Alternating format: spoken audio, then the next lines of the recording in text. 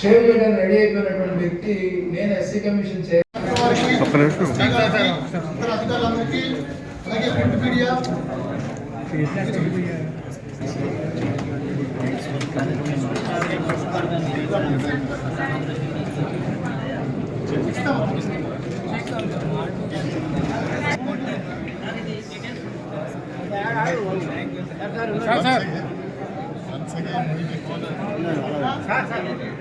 Commission కూడా court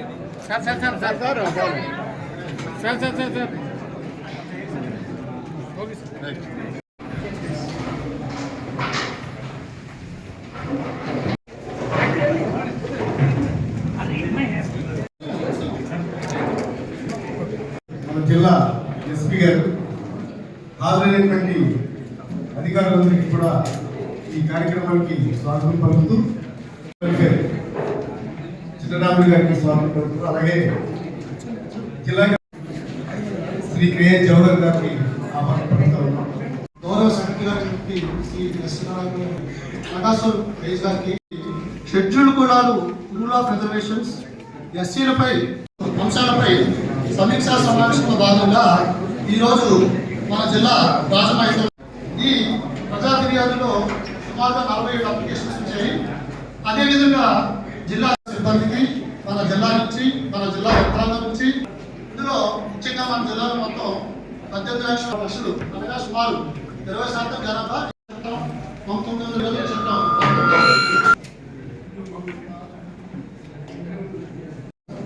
SC act ఉంటుంది. అదేవిధంగా ఎస్సీ ల్యాండ్ ఇష్యూస్ తీసుకున్నట్టు అనంతరం గౌరవ చైర్మన్ వారు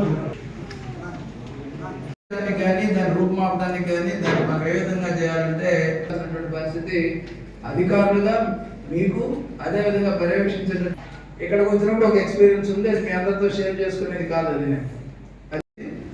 అక్కడ నా దగ్గర ట్రైనింగ్ చేసుకోవాలనేటువంటి పరిస్థితి ఈరోజు వివక్షపూరితమైన తాగిరించేటటువంటి క్రమంలో ఇబ్బందులు వస్తాయి, అవమానాలు వస్తాయి. అవమానాలు తెగమింటుకుని అవమానం వచ్చింది వాళ్ళు ఇలా చేస్తా ఉన్నారు. దీని మీద మీరు తీసుకున్న చర్యలు ఏంటి, తీసుకోవాల్సినటువంటి చర్యలు ఏంటి అనే దాని మీద వివరంగా పూర్తి సవివరంగా కూడా వాళ్ళకి అందజేయడం జరుగుతుంది.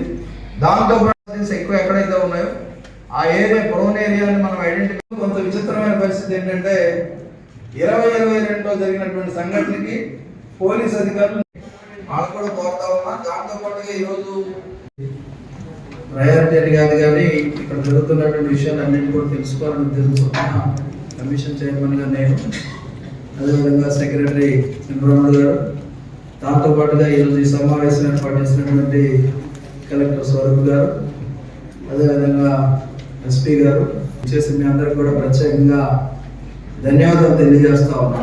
మొన్నటి వరకు కూడా నేను ఎక్సైజ్ మంత్రిగా గతంలో పనిచేసి అదేవిధంగా ఒక రాజకీయ పార్టీలో ఉన్న సందర్భంలో నాకు 100% పీపుల్ మీద రెస్పాన్సిబిలిటీ ఉండేది, 100%.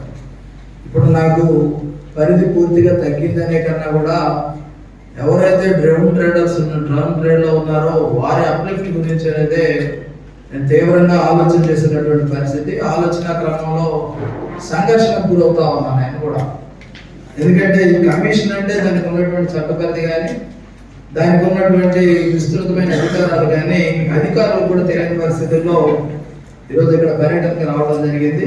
నాకు నా అధికారాలు తెలియజెప్పడం నా ఉద్దేశం కాదు కానీ నా ప్రజలు ఎవరైతే 15% రిజర్వేషన్ పొందుతూ 20% పైగా జనాభా ఉన్నటువంటి వ్యక్తులు ఉన్నారు వాళ్ళకు ప్రభుత్వం కల్పించేటటువంటి వసతులు కానీ సంక్షేమాన్ని కానీ అందుతున్నాయా లేదా అని పర్యవేక్షించాల్సినటువంటి బాధ్యత నాకు ఈ చట్టం ఇచ్చినటువంటి సందర్భంలో ఆ చట్టానికి లోబడి మాత్రమే నేను మీ అందరినీ కూడా పెత్తనం చేయడానికి రాదు, పని చేయడానికి వచ్చాను. ఎందుకంటే 2018 తర్వాత ఏ ఎస్సీకి ఎస్టీ కమిషన్ కూడా ఏ జిల్లా కూడా పర్యటించలేదు.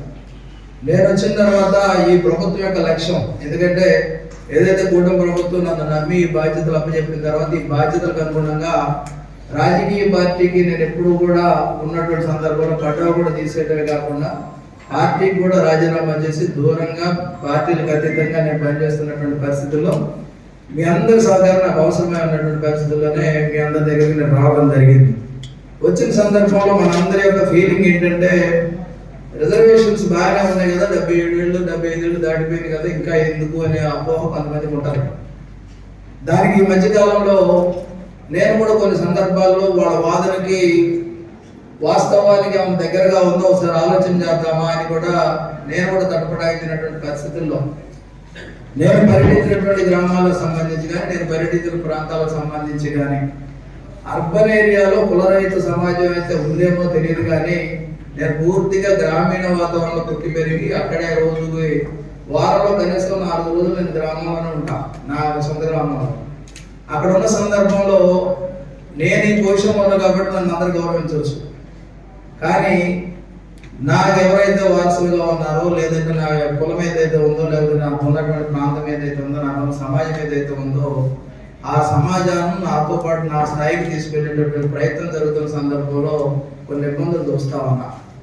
ఎందుకంటే ఒంగోలులో మనం జరిగినటువంటి ఒక ఊర్లో దర్శి దగ్గర ఒక విలేజ్లో ఒక సంఘటన జరిగింది. ఆ సంఘటన ప్రత్యక్షంగా వెళ్ళడానికి నేను వెళ్ళి చూసిన తర్వాత అక్కడున్న పరిస్థితి వాస్తవంగా ఏ విధంగా ఉందంటే కులరహితంగా ఉంటుందేమో, అందరూ చదువుకున్నారు, స్వతంత్రం వచ్చింది, బాగున్నారు అనుకుంటే ఆ పరిస్థితి కనపడాలి.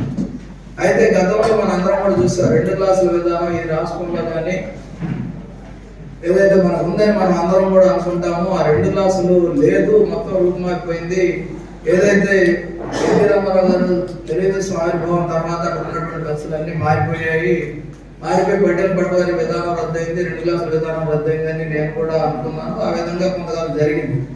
కానీ దాన్ని రూపం మార్చి ఈరోజు 2 బెంచీల విధానం వచ్చినటువంటి పరిస్థితి నేను చూస్తా ఉన్నా. ఎత్తు బెంచేమో అగ్ర కులాలకి, తక్కువ బెంచేమో చిన్న కులాలకు వేసినటువంటి పరిస్థితుల్లో ఆ ఊర్లో నేను స్వయంగా దగ్గరుండి డీసీపీ గారిని వాళ్ళు పిలిచి అవి మొదలుకొట్టించినటువంటి పరిస్థితికి నేను ప్రత్యక్షంగా చూశాను. కాబట్టి ఆ పరిస్థితి యథాతథంగా ఈరోజు గ్రామాల్లో ఉన్నది.